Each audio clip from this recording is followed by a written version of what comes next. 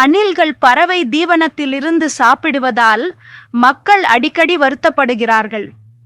காட்டு விலங்குகளுக்கு பறவை தீவனத்திற்கும் அணில் தீவனத்திற்கும் உள்ள வித்தியாசம் தெரியாது. அவை உணவை பார்க்கின்றன, அவற்றை சாப்பிட முடிந்தால் அவை சாப்பிடும். இதனால அவை பசி வேதனையின்றி மற்றொரு நாள் உயிர் வாழ முடியும். சாப்பிடுவதை பற்றியே யோசித்துக் கொண்டிருப்பதை நிறுத்திவிட்டு நீங்கள் ஒரு விலங்கின் உயிரை காப்பாற்றியிருக்கலாம் என்பதை உணருங்கள்.